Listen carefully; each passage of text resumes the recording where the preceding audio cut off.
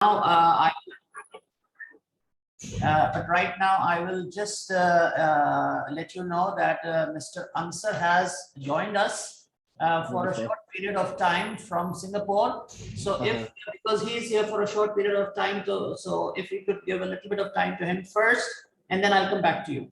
Is that all right? Absolutely, sure, yeah, I'll pause there for him to speak. Absolutely, go ahead. Okay, Assalamu alaikum, Ansar, can you hear me? Walaikum salam, Nadeem, very loud and clear. Can you hear me? I can hear you just fine. And we have Chris from Manchester, your alma mater. Hi, Chris, and my sincere apologies for interrupting your flow. It just happens that after 3 years of COVID, my office team has decided to go on a retreat today. So I'm literally just sneaked out without someone noticing me because I'd committed to Nadeem and I need to really go back in before anyone discovers I'm missing. Okay, so no issues at all. No issues at all. It's a pleasure to have you here, and thank you for sneaking out of your retreat to speak to us today. We really appreciate it. Okay, Ansar, quickly, your topic for the day is how a Manchester education helped me realize my dreams. And if you could just give me, give us and our students a little bit of background about when you graduated, what your subject was, and how did Manchester help you? The floor is yours. Thank you, Nadeem. I'll try to be brief, but do let me know if you want me to go deeper into any area. So I did graduate back in the Stone Ages, as they say, in 1997. I completed my A-levels from Karachi Grammar School in 1994, and it was a 3-year degree.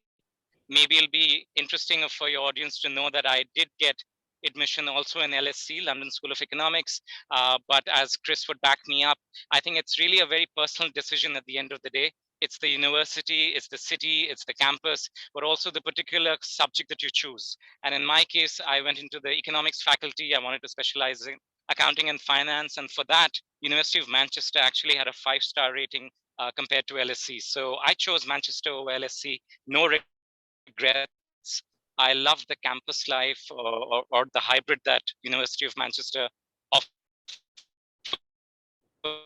compared to London, because London there, but my student capital, if that makes sense. So a great balance for both the worlds. And Manchester really did help me, so to speak, in many ways, in many multifaceted ways, achieve my dreams, because as a student, it gave me a very holistic experience. It wasn't so much just the lectures, but what you do outside the lectures, because Manchester as a city is very vibrant. The campus has many societies. I ended up becoming the president of the Pakistan Student Society. We were quite active, many things that we did. And eventually, the beauty of Manchester was that it's a very recognized brand. As a marketer, I can't help but mention the power of a brand, so much so that it attracts all the phenomenal tier 1 A-grade employers on campus. So I was fortunate, very fortunate, that even before I graduated, I had two jobs in my pocket, not simply because I had anything great with me, but they have a very active, I'm sure Chris will back me up when I say they have a phenomenal career service, which attracts some amazing, we used to call them milk rounds. So all the big tier employers would actually come on campus and interview you, both in the second year for internships, but also thereafter for the actual job. So I was quite fortunate that both from an education point of view, from the vibrant life that the city offers, and then the brand recognition that the employers give Manchester, it turned out to be a great choice. And I can also tell you in just one sentence, wrapping up 20 plus years, 25 years of work experience, again, I didn't feel I was let down at any point, because the degree counts for a lot. I've worked in the Middle East, in multiple Middle Eastern countries for 8 years. I've worked in Europe. I'm currently in Singapore. And at every stage, they require, even before they issue you a work visa, they really want to know where you studied and where the degree was from. And I think Manchester has always helped in that sense. I never had to explain the power of a British degree, and especially one coming from Manchester. So all in all, it's been a great experience, and I would highly recommend it. All right, and on a personal note, you are also a trainer, and you have trained in various business schools. So how was that experience, and how did the Manchester experience help you with that? First, let us know which places have you trained people at? Yeah, so after a quite a rich career, which still continues as my day job in marketing, I was drawn to the world of training and education and upskilling skills. So I set up my own company, my own side hustle on the side. And as a speaker, as a guest lecturer, I've been invited to London Business School, Singapore Management University, Chicago Booth Business School, and most recently at Harvard Business School. And it's a great experience because you get to see the energy in all these campuses. And I have to tell you, great experience. Every business school is unique. I won't pull anyone down, but it was really the standing that Manchester gave me, the confidence to actually go and speak on any forum. I did run for a lot of student elections as well. So I think it's a combination of education, it's a combination of the environment around you. And finally, I think it'll be of interest for your audience to know that the plan always was that after my basic graduation at Manchester, I would go back for a master's at either Manchester Business School or somewhere else in the US. But I have to tell you, once in the corporate world, I felt that the Manchester degree was more than enough to propel me to wherever I wanted to go in my corporate career. And I never really felt the need to go back and do a master's anywhere. So that's just my path. I'm not advocating to everyone, but I'm just reassuring this that it's one degree and it stands for a lot at Manchester. It would interest you to know, answer that Chris is, I think, a graduate of political science. And, those who know me know that I'm also a political animal. So when I heard this, that you had run for elections, in this world where now only the rich can afford to, extremely rich can afford to run, I think that is the closest we came to experiencing democracy, wasn't it? Well said, well said. So this was long before elections became something controversial, but it was again the beautiful environment that you have on a university campus that I got the opportunity to run for elections in the student union, in the faculty of accounting and finance, in the School of Economic and Social Sciences, as well as for the Pakistan Society that I mentioned earlier. How important was the internships and the extracurriculars that you got engaged in Manchester? How important were they in shaping your personality?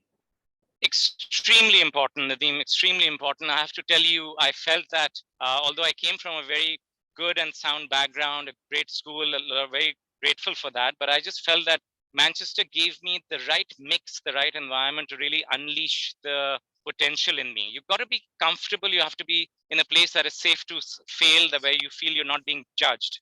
And I think that's what really propelled me. And a lot of what I carry today with me is thanks to those 3 years and the experiences that it provided me.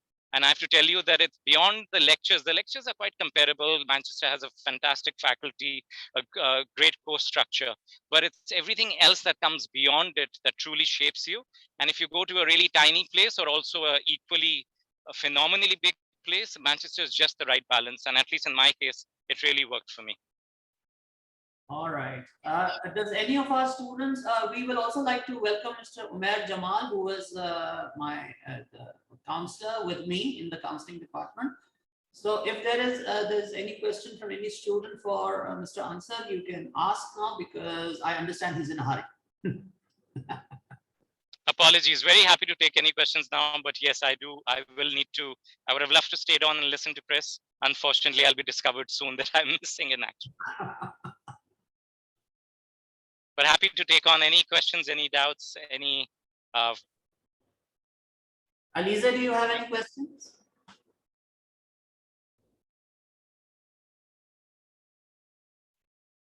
Mujtaba, Anusha.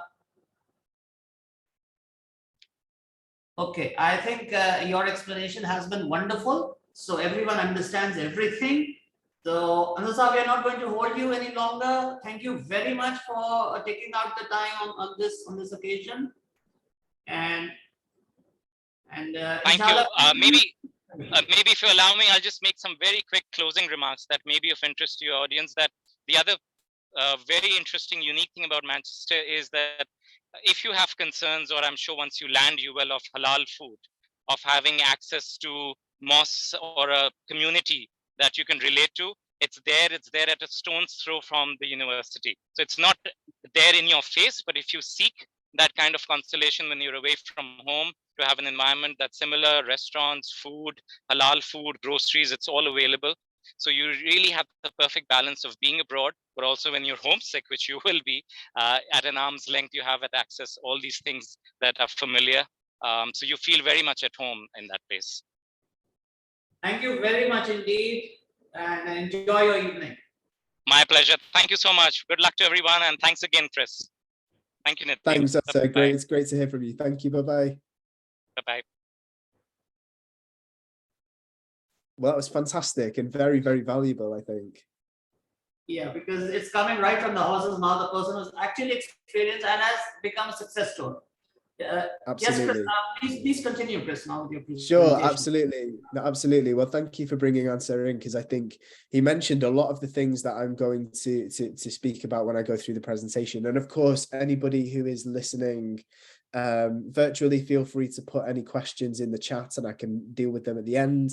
But yeah, back to the benefits of the UK. So we were talking about the graduate immigration route, which allows you to stay in the UK for up to 2 years to work or to look for work with very few restrictions. So that's a benefit for anybody who studies a bachelor's degree or higher as an international student in the UK.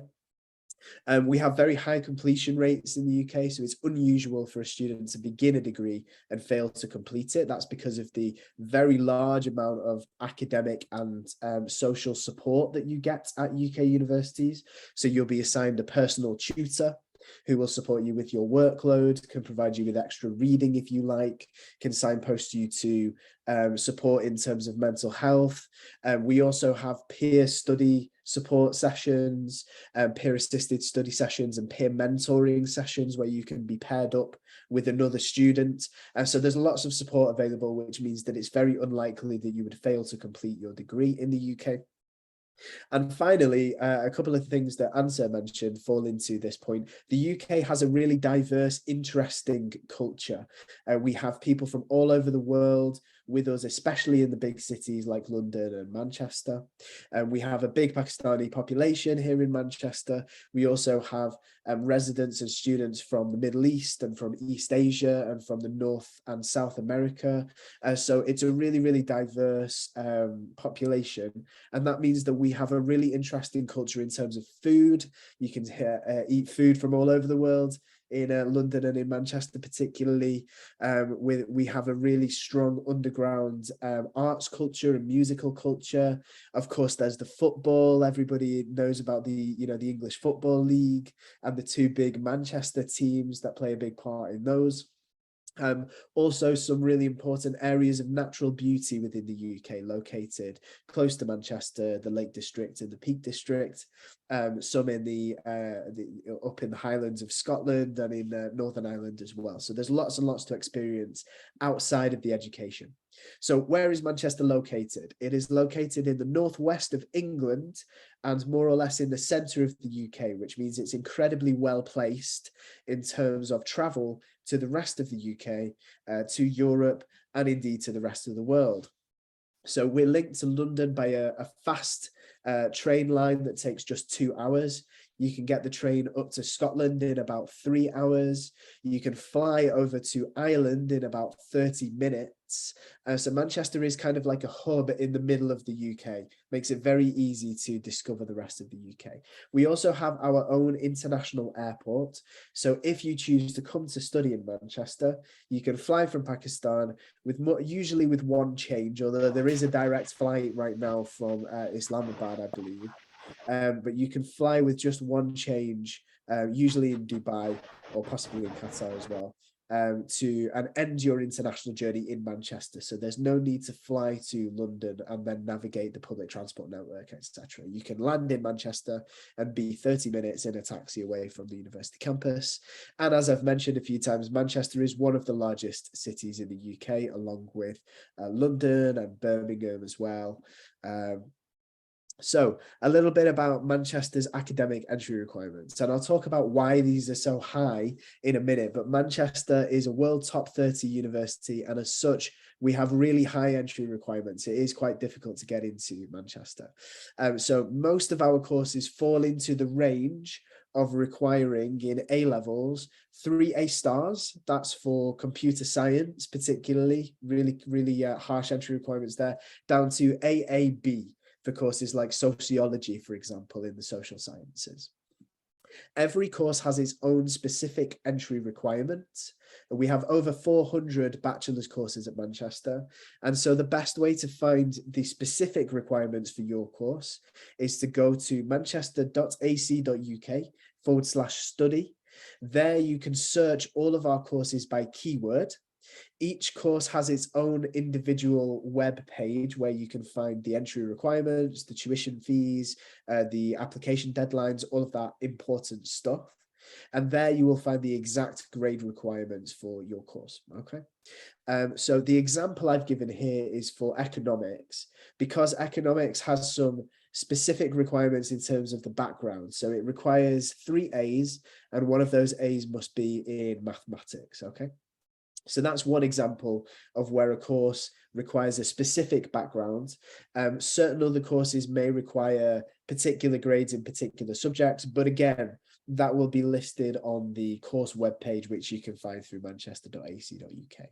So do look up your course's exact entry requirements before you apply. Next technical point I want to make is around tuition fees. So we have 3 bands of tuition fees at Manchester. Number 1 is for humanities and social sciences, which includes economics and law, by the way, as well as politics and international relations, etc. Those courses typically cost between £21,000 and £23,000 per year.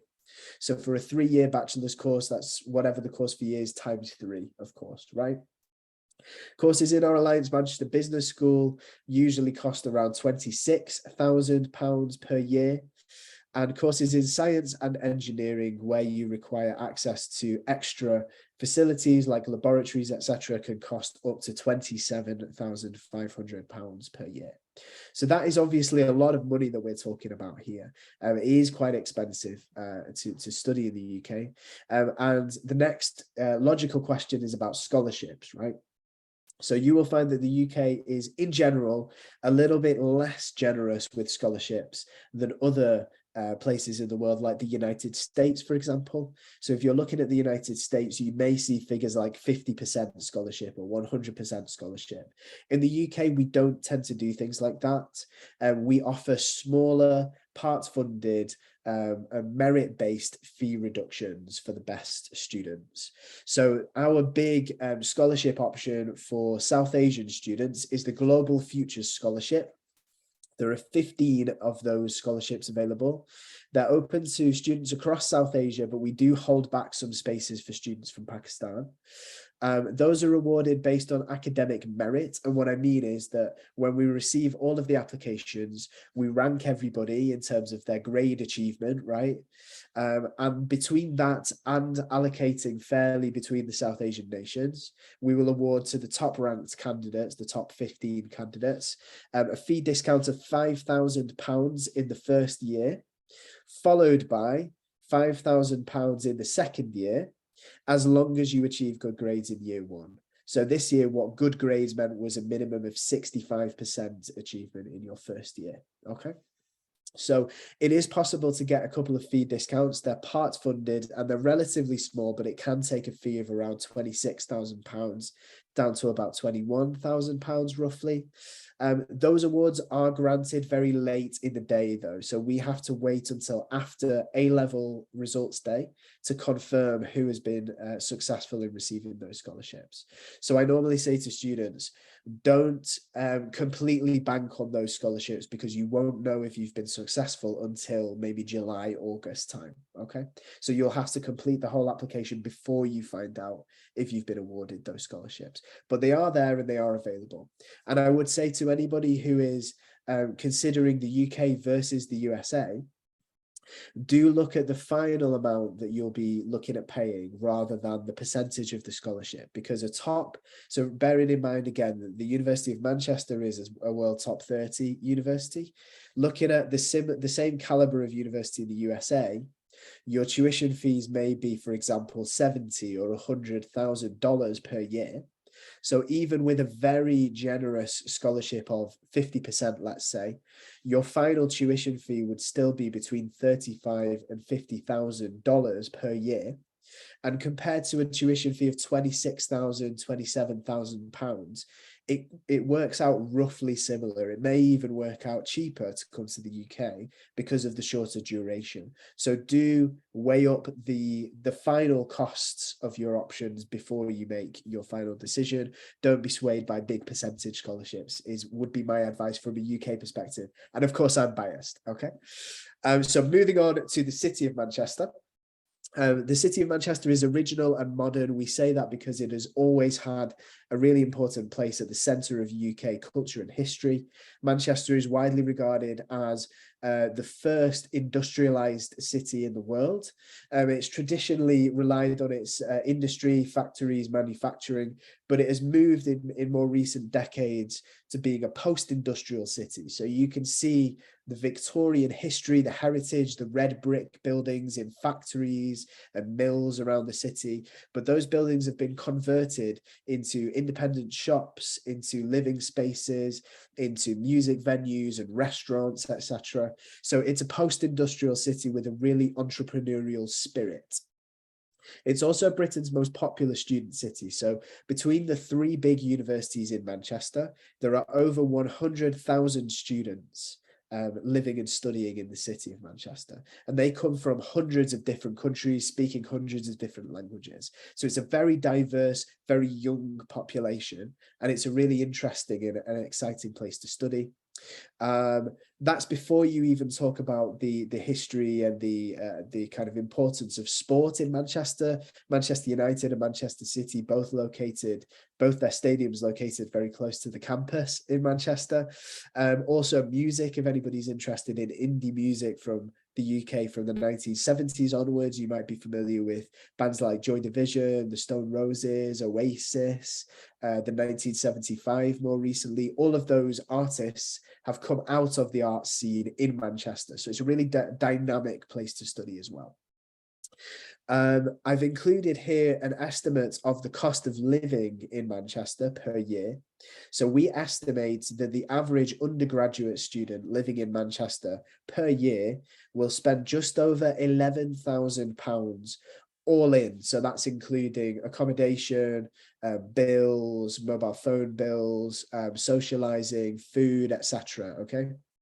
So just over £11,000 all in. And if you add that total per year to your tuition fee per year, that should give you a pretty good indication of the cost of study and life per year in Manchester, so more or less.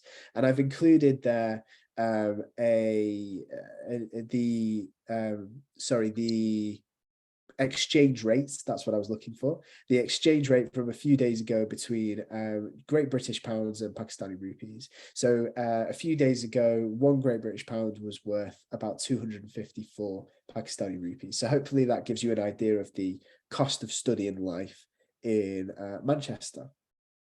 So the university has a single site campus, and it is located within the wider city and right next to the city centre, the nucleus of the city centre. One of the advantages of Manchester is we have this big population, 100,000 students from hundreds of different countries, but it's all located within one easy to navigate part of the city centre, right? So you can walk from the university campus into the city centre in about 15 minutes. You can walk from one side of the city to the other in about 45 minutes. We have a very good network of buses and trams and trains in Manchester as well. So it's an extremely easy to navigate city. And that is one of the things that international students always tell me is one of their favorite things about Manchester. So it's very compact, very easy to walk around, completely safe to walk around too, by the way. But you have this kind of diversity and this buzz and this feeling of kind of culture and diversity within Manchester. So it's a really, you get the best of both worlds, in my opinion, of being able to walk anywhere you want to, but also being able to do anything you want at any time, which is fantastic. So this is an aerial shot of our campus looking into the city. The cityscape has changed a lot in the last 5 years. So this picture looks quite flat, but Manchester is getting more of a skyline day by day.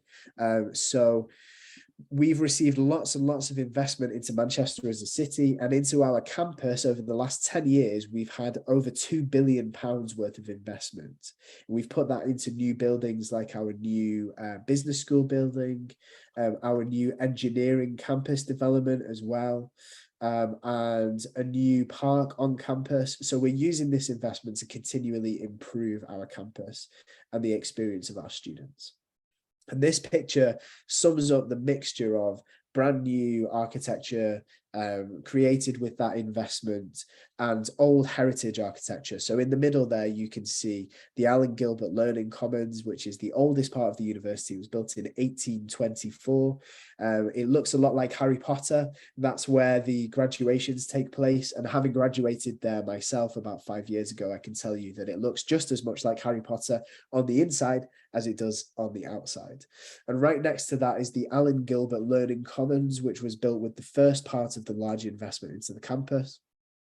That is a state-of-the-art study space with bookable laptops and iPads, with bookable group study rooms, with screens, printing facilities, etc., comfortable chairs. Every study space has its own plug, which is very useful. And during exam periods, it's open 24 hours. So that's a really, really useful resource for our students. And as a master's student in Manchester, I spent about 70 to 80% of my free study time in this space at the middle of the campus. So just gives you an idea of what the kind of center of the campus feels like in the mixture of old and new.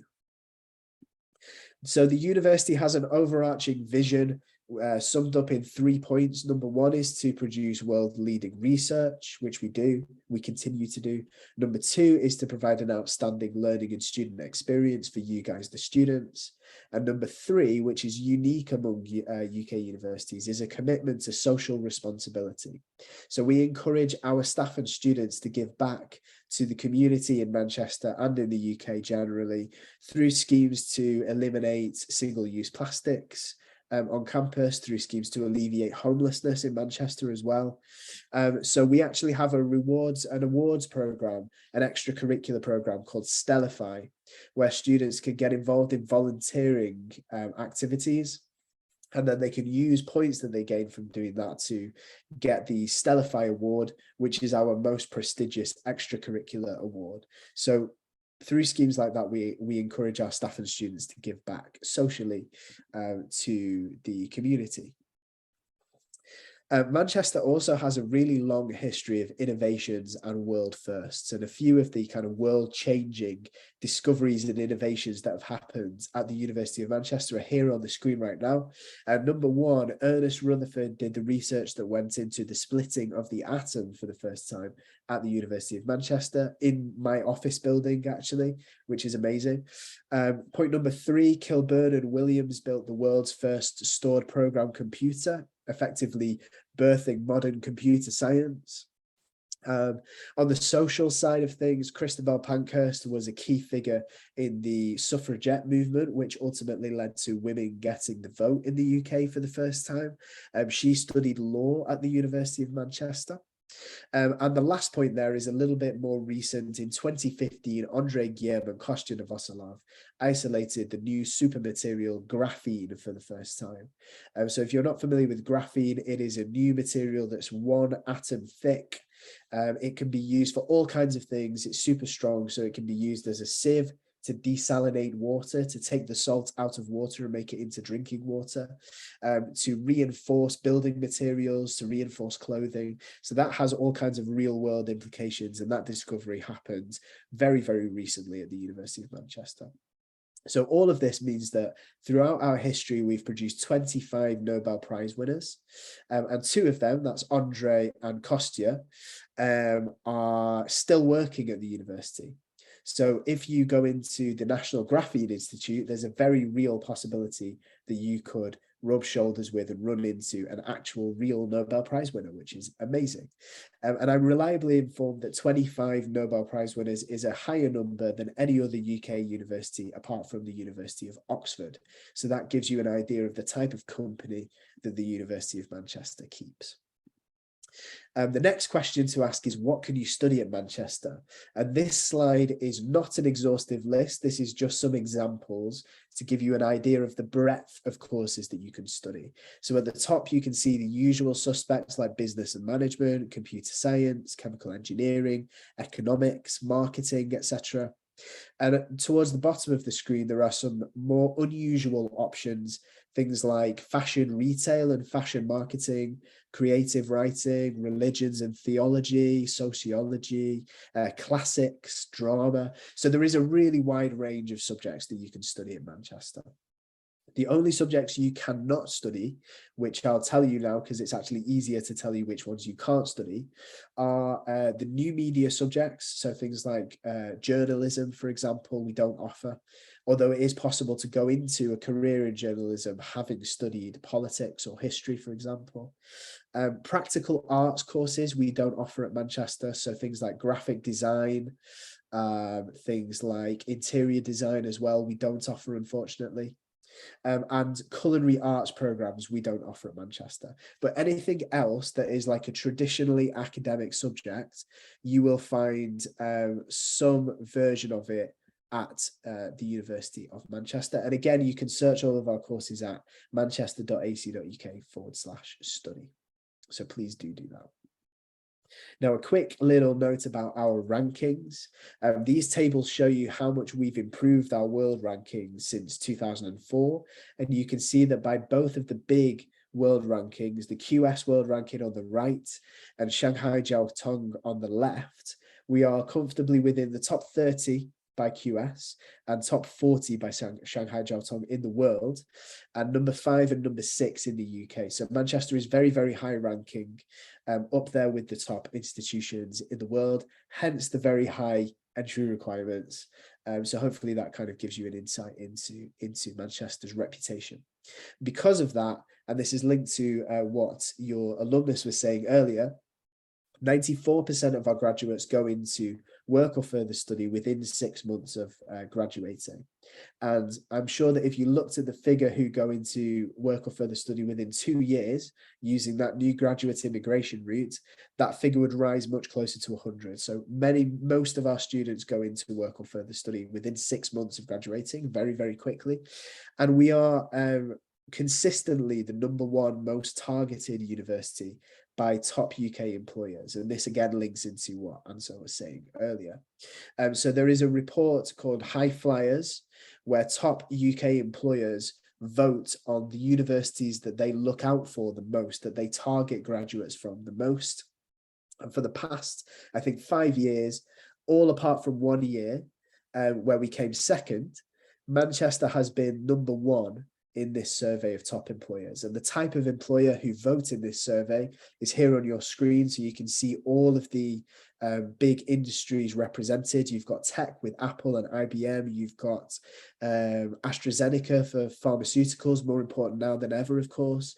You've got BP and Unilever. You've got automotive industries like Rolls-Royce and Jaguar. You've got accounting with KPMG, Balfour Beatty, banking with Barclays, broadcasting with the BBC, health with the UK's NHS. So all of these types of employers really, really value Manchester graduates, and they actually look out for Manchester graduates specifically. Okay. Now, I've mentioned research a couple of times, and you may be thinking, well, I'm looking at doing a bachelor's degree, so how does the research benefit me? And the answer is that the world-leading research benefits everybody at the university in these 3 ways, right? #1 is that the tutors who teach your course will be internationally recognized as being world leaders in their subject. So they will be kind of world-leading experts in their subject, and often you will find that the papers and the journal entries and the books that you're asked to read as part of your course have been written by the academics who are teaching you on your course. So you get face-to-face time with world-leading academics. You can ask them questions about your subject and you can learn from their knowledge directly. Number two, linked to that, those same experts have really good links to industry and public services. So they will be able to help you when you're trying to get a job in your industry, to tell you what those companies look for in a graduate, what kind of extracurriculars you can do to get more experience, which companies you should talk to, and what type of roles you might be interested in. So again, face-to-face time with experts in that field. And finally, the research attracts more investment from all kinds of people, which we put back into more research and into our facilities. Okay, so it benefits everybody. And this is my penultimate slide before I pause for questions at the end. But I just want to talk a little bit about Pakistan. So we currently have 214 students from Pakistan studying with us at the University of Manchester. I would love to see more Pakistani students studying at Manchester. That's why I'm here with you today, of course. I think it's a great option for Pakistani students. And we have, as Ansar mentioned, a really strong South Asian community in Manchester. So we have over 700, more like 750 South Asian students from all of the South Asian nations living in Manchester, and a wider South Asian community that is kind of centered around an area of the city that is colloquially known as the Curry Mile, containing lots of South Asian supermarkets and restaurants where you'll be able to find halal food. You will also find plenty of mosques in Manchester as well. So it's a really South Asian friendly atmosphere, and you can seek out those kind of familiar things from home if you want to. They're very close to the campus. The Pakistani students at Manchester coalesce around a very active Pakistan Students Society, which is a student group run by current Pakistani students for Pakistani students and students who want to know more about Pakistani culture. And my tip to you guys is that if you would like to find out more about what it's like to live and study as a Pakistani person living in Manchester, you can send a Facebook message to the University of Manchester Pakistan Society Facebook page, and you will be answered by a current student from Pakistan who's studying at Manchester right now. So that's a really quick and easy way to reach out to a current Pakistani student to find out a little bit more about life in Manchester for students from Pakistan. And the final point I want to make before I end the presentation is about accommodation. So we do have University of Manchester owned accommodation. There are many different options throughout the city. We have 8,000 rooms on and close to the campus across 22 different apartment buildings. They have a range of facilities and therefore a range of prices. But I would say that the estimate, remember the estimate I talked about before about the all-in living cost was around about £11,000. I would say between £8,000 and £9,000 of that will be, or maybe £7,000 or £8,000 of that will be on accommodation. And so you can choose between your own private bathroom or a shared bathroom with other students. You can choose to have your food included or to be responsible for getting your own food and cooking your own meals. You can choose from a range of locations from right on the university campus up to 30 minutes walking away.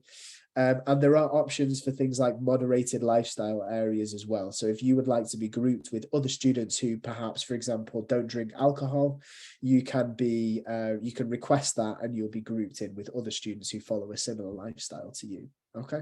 Many of the halls are close to or have within the halls prayer facilities as well. So they're really well catered for. If we don't offer something that meets your needs, so for example, if you wanted to live in a studio flat, which we don't offer at the university, there is also a really great private rental market in the city of Manchester as well. So you'll be able to find whatever it is that you need in terms of accommodation, either with the university or outside in the private sector. So that brings me to the end of my presentation. Thank you very much for listening to me, and please do post any questions in the chat. I can see there is one already. As I said at the beginning, my name is Chris Gibson. I'm Manchester's Pakistan Country Manager. That's my email address on the screen right there. If you would like to sign up for email updates so that I can email you when I'm coming to Pakistan, or so that I can send you invites to other Zoom sessions, etc., you can scan that QR code and fill in a short form that will share your details with the university. And I should also point out that we also work with a couple of educational advisors, only 2 in Pakistan. So we only work with Aspire Education Consulting and HR Consultants PVT. Anybody else claiming to represent the University of Manchester does not. So Aspire and HR are our 2 agent partners, but of course you have your very capable and very knowledgeable counselling team at your college, so you can use them for support as well. Come to me through your counsellor if you like, or use my email address. That's absolutely fine. I'm always here to answer any questions that you may have. And with that, I'm going to pause here and go into the chat to see who has questions. So let's have a look. Alize, thank you. Alize is asking, does the University of Manchester require LNAT for undergraduate law students? No, we don't, Alize, actually. We only require the A-level grade. So if you go onto manchester.ac.uk/study, look at the law page, you'll see that we don't require the LNAT. We only require the A-level grades that are listed there. So you can check those out on the website, but no, we don't require the LNAT, which is great. Isa is also asking, how much does the O-level result contribute in the admission at Manchester, or else is the admission criteria mainly requires grades only in A-level? Have average grades in O-level, but good grades in A-level? Yes, okay, Isa, that's a really good question. And the answer is that primarily we will look at your A-level grades. So if your O-level grades are okay, but average, maybe B's and C's, for example, that's not going to be a problem as long as your A-levels meet the requirements, right? The only O-levels that they will actively look at are your English and your mathematics O-levels. And depending on the course, they might look for a B or a C in those O-level subjects, right? So if you're looking at something like law, where you need a really high level of English, then the O-level English that they would look for would be higher, right? And similarly, if you're looking at something like engineering, where you need really good maths, then they would also be looking at your O-level maths. But besides that, it's just the listed A-level grades that we look at, okay? So hopefully that answers your question there, Isa. We've got one from Mujtaba. Thank you, Mujtaba. For business-related degrees, it's a must to have maths as an A-level subject. Mujtaba, I don't think so, but let me check for you. It depends which type of business you want to do. But for the standard kind of management type degrees, they don't normally require a maths A-level, I don't think, but I'm just going to have a quick look for you now.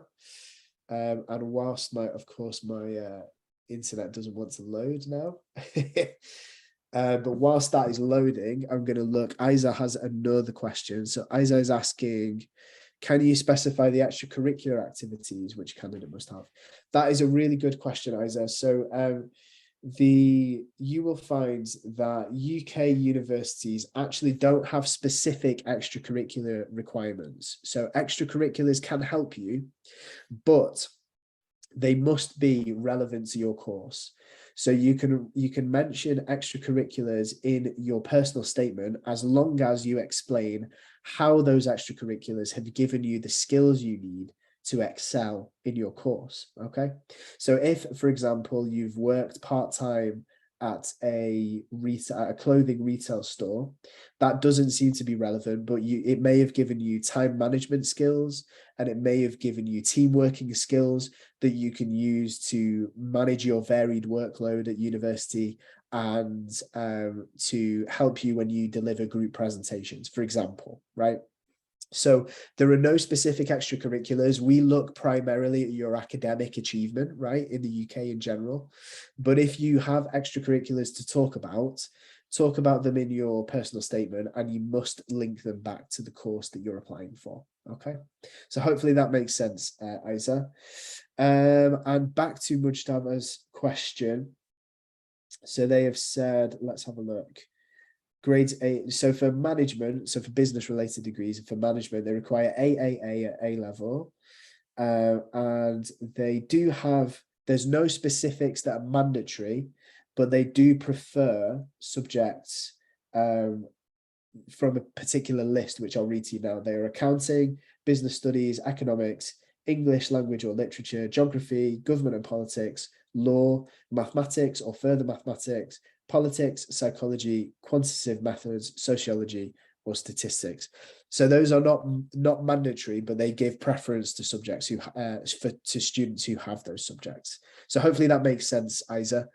And that appears to be the end of our queue of questions. You're very welcome, Rushtava. All of that information is on the website as well. That appears to be the end of our queue of questions.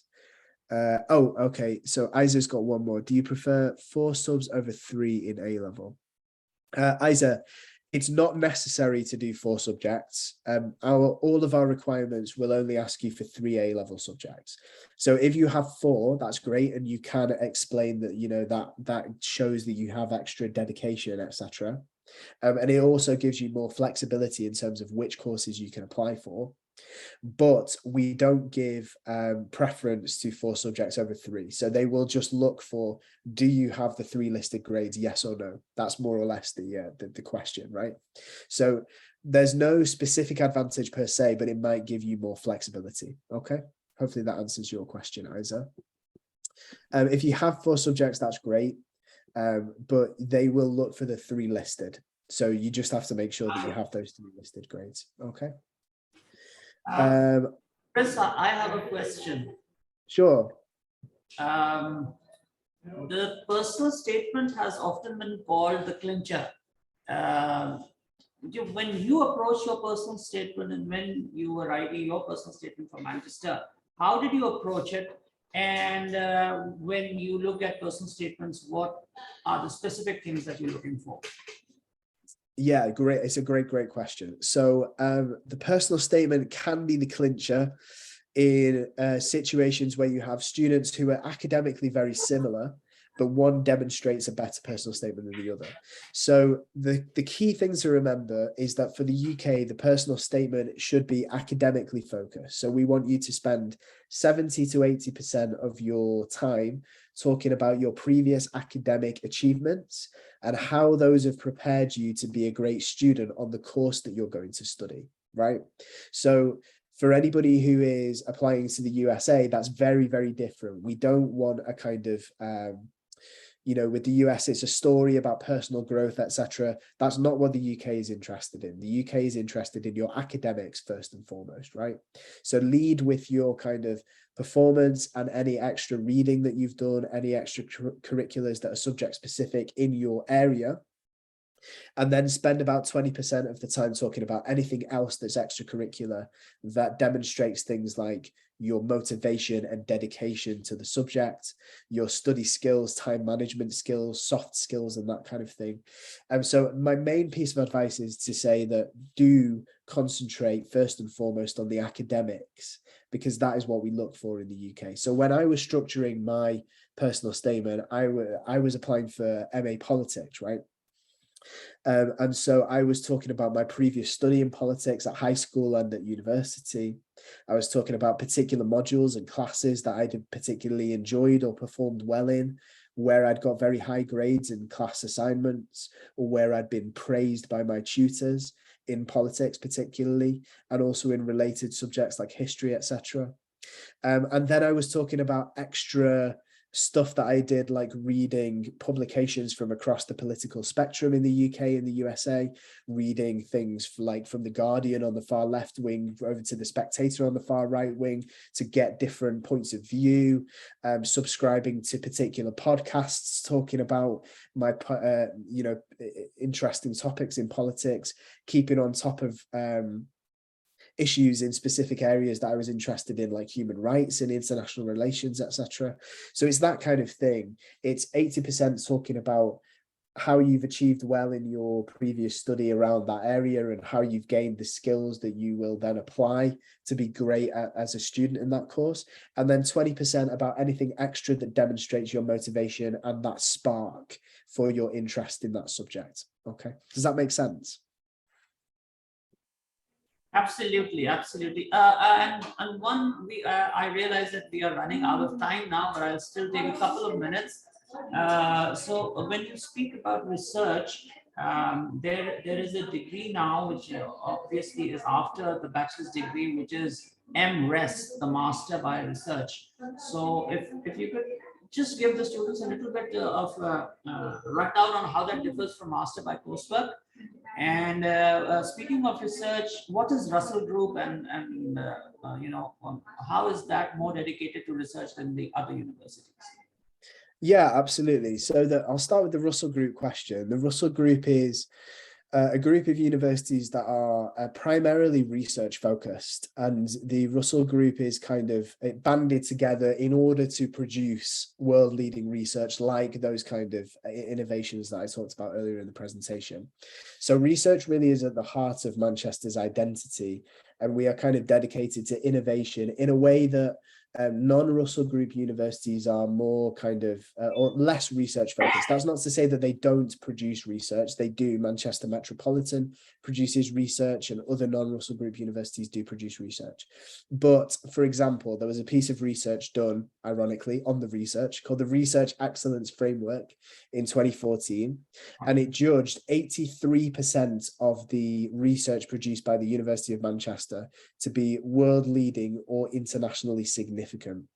So it's about the impact of the research. So the Russell Group universities tend to produce research that has a really big global impact. Okay. The second part of that question about the MRes courses. So you will see 3 degree classifications for masters typically in the UK. You'll see MA, which is Master of Arts, MSc, which is Master of Science, and those two are both taught, like typically taught type masters. And then you will see MRes, which is, as Sir says, is a Masters by Research. Now, a Masters by Research is effectively almost like a mini PhD. It's a 1-year research program where you would design your own research question and conduct your own research into answering that question, just as you would do for a PhD. So if you are specifically interested in continuing on to a PhD after you graduate, an MRes is a really good way to gain the research skills that you will need to apply during the PhD. So it's much looser in terms of its structure. It's much more up to you to define the scope of the MRes project and to complete the research that you need to complete. But it can be a really, really good option for students who want to go into research. Finally, so definitely do bear those MRes programs in mind, because they can be really good for future PhD, for future doctors. Yeah, and does that make sense? We have a couple of students here who want to pursue their bachelor's in, let's say, things like neurosciences. So I think they also, and that the bachelor's degree will also be research intensive. So there are opportunities to get involved in research as part of the bachelor's, particularly in the final year. There is a research project, a dissertation, which is a self kind of led research project that you do out of kind of from your own steam throughout the final year, right? So you get to design your research question, you get to do the research that goes into the paper, and then you write up your paper in the second semester of the final year. So all of the bachelors in the UK tend to have that, but in things like neuroscience, they can be much more specialized actually, because of the knowledge that you gain in years 1 and 2. So yes, there is a final research project, and that can help you to start to gain those research skills that you need to go into the PhD finally. Yeah. Okay, any other question?